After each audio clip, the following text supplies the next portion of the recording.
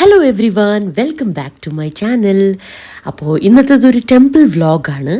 വൈകിട്ടായപ്പോൾ ഞങ്ങൾ എല്ലാവരും കൂടെ ഒന്ന് സ്വാമി കൊരഗജ്ജൻ്റെ ടെമ്പിളിൽ പോയിട്ട് വരാമെന്ന് വിചാരിച്ചു.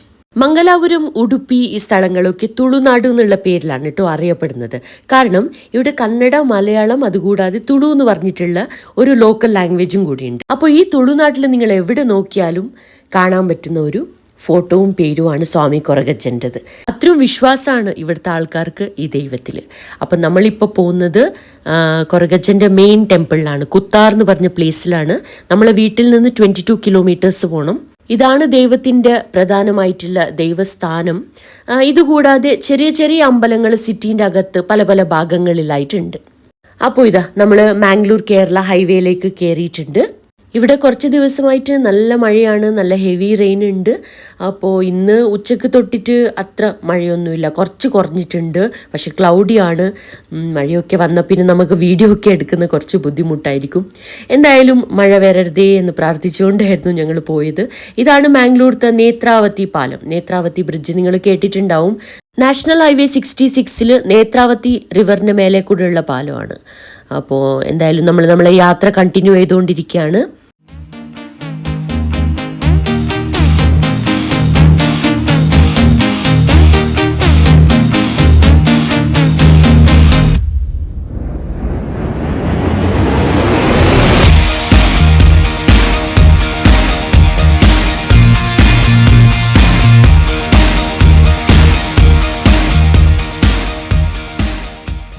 അങ്ങനെ ഇതാ ഞങ്ങൾ ഓൾമോസ്റ്റ് എത്താറായി.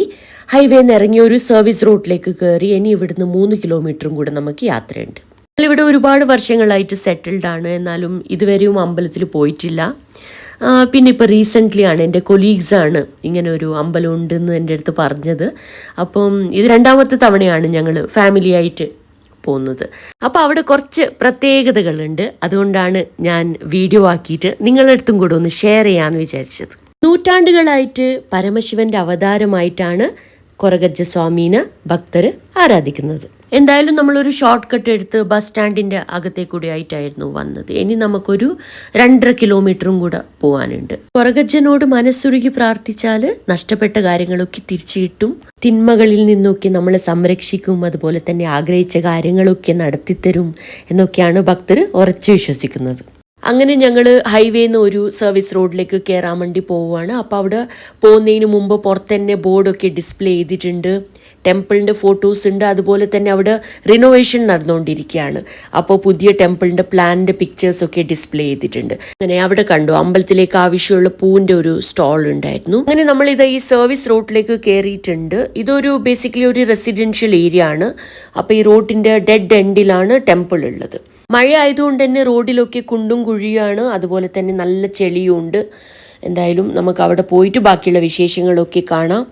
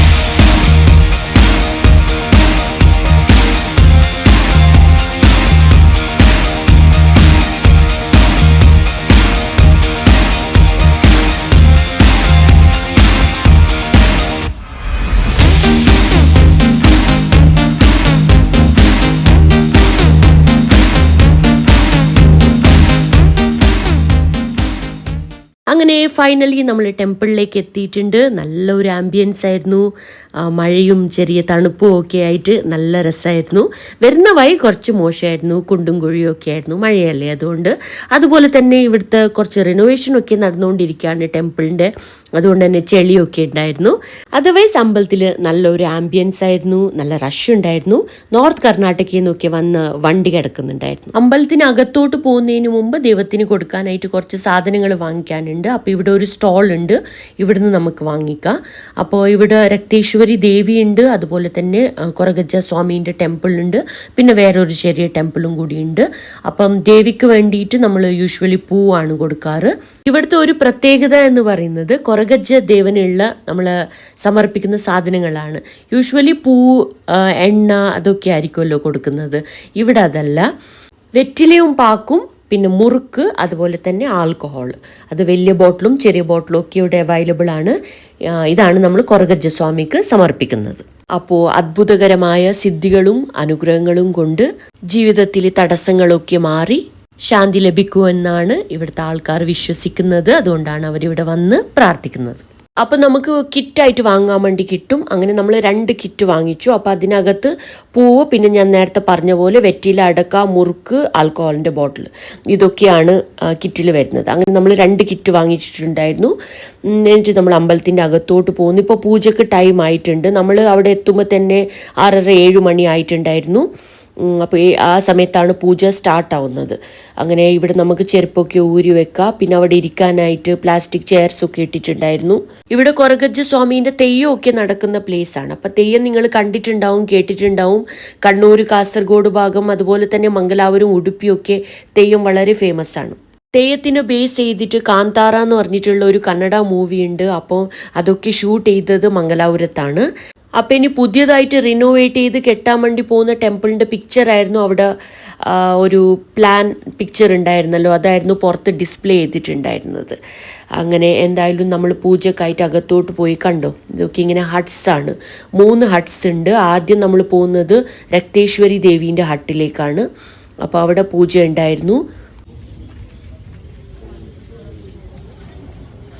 അപ്പോൾ നമ്മൾ ദേവിക്ക് പൂജ ഐറ്റംസ് കൊണ്ടുവന്നത് ഈ വട്ടിയിൽ സമർപ്പിക്കണം. യൂഷ്വലി പട്ടുസാരി, പിന്നെ കുപ്പിവള, അതുപോലെ തന്നെ ഫ്ലവർ, പിന്നെ വിളക്കിൽ ഒഴിക്കാനായിട്ടുള്ള എണ്ണ, നെയ്യ്, ഇതൊക്കെയാണ് ഭക്തർ കൊണ്ടുവരാറ്. അപ്പോൾ അതൊക്കെ നമ്മൾ അവിടെ സമർപ്പിക്കണം. എന്നിട്ട് അവിടെ പൂജ നടന്നു.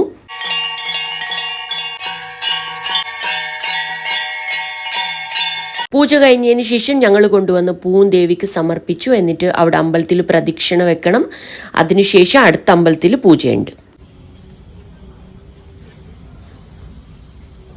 കണ്ടോ, ഭക്തർ കൊണ്ടുവന്ന് സമർപ്പിച്ച പൂവ്, കുപ്പിവള, പട്ട് സാരി, ചുമന്ന പട്ട് എല്ലാം അവിടെ സമർപ്പിച്ചിരിക്കുകയാണ്.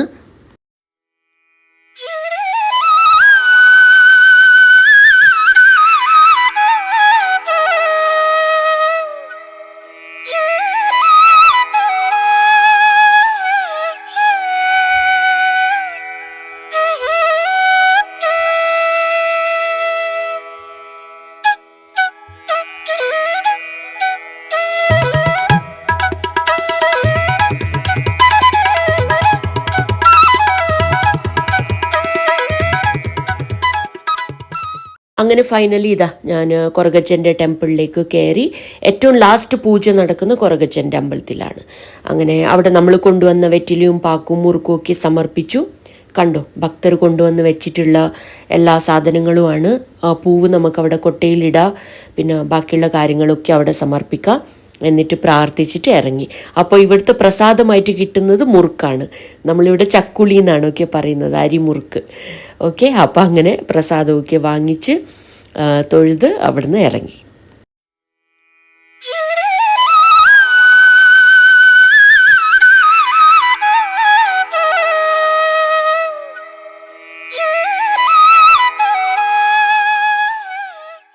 ഈ അമ്പലത്തിൻ്റെ വകയായിട്ട് ഓൺലൈൻ ഒരു ഗ്രൂപ്പ് തന്നെ ഉണ്ട്. അപ്പം നമ്മൾ അതിലൊക്കെ പാട്ടാണ്. അപ്പോൾ എല്ലാ ദിവസവും ഇവിടെ നടക്കുന്ന പൂജകളും കാര്യങ്ങളൊക്കെ അവർ അപ്ഡേറ്റ് ചെയ്യും. അതുപോലെ തന്നെ ഫോട്ടോസൊക്കെ ഇട്ട് നമുക്ക് അതൊക്കെ കാണാൻ വേണ്ടി പറ്റും. അപ്പോൾ ഈ നാട്ടിലത്തെ, അതായത് തുളുനാട്ടിലത്തെ സംസ്കാരം എന്നൊക്കെ പറയുമ്പോൾ സാധാരണ ക്ഷേത്രങ്ങളുടെയും വിശ്വാസങ്ങളുടെയും ഒക്കെ അതിരുകൾക്കപ്പുറമാണ്.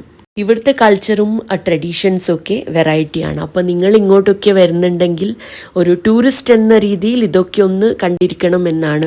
നമുക്കിതിൽ വിശ്വാസം ഉണ്ടെങ്കിലും ഇല്ലെങ്കിലും നമ്മൾ ഇന്ത്യയിലത്തെ ഒരു പല പല കൾച്ചേഴ്സും ട്രഡീഷൻസും നമുക്ക് അറിഞ്ഞിരിക്കണം എന്നാണ് എനിക്ക് പേഴ്സണലി തോന്നുന്നത്. ബാംഗ്ലൂരൊക്കെ കാണാൻ വരുന്നവരുണ്ടെങ്കിൽ ഡെഫിനറ്റ്ലി നിങ്ങൾക്ക് ഇവിടെയൊക്കെ ഒന്ന് കാണാം. അങ്ങനെ നമ്മൾ ടെമ്പിളിൽ നിന്ന് ഇറങ്ങി. അപ്പോൾ ഇതൊക്കെയായിരുന്നു ഇന്നത്തെ വിശേഷങ്ങൾ. എല്ലാവർക്കും എൻ്റെ വീഡിയോ ഇഷ്ടപ്പെട്ടു എന്ന് ഞാൻ വിചാരിക്കുന്നു. അപ്പോൾ എൻ്റെ ചാനലിൻ്റെ പേര് ഫുഡ് സ്റ്റെപ്സ് ആൻഡ് ഫ്ലേവേഴ്സ് എന്നാണ്. ആദ്യമായിട്ട് എൻ്റെ ചാനൽ കാണുന്നവരുണ്ടെങ്കിൽ വീഡിയോസൊക്കെ കാണണം, ഷോർട്സൊക്കെ കാണണം, ലൈക്ക് ചെയ്യണം, ഷെയർ ചെയ്യണം. ചാനൽ ഇഷ്ടപ്പെടുവാണെങ്കിൽ ഒന്ന് സബ്സ്ക്രൈബ് ചെയ്ത് സപ്പോർട്ട് ചെയ്യണം. അപ്പോൾ അടുത്ത വീഡിയോ ആയിട്ട് കാണുന്നവരെ ബൈ.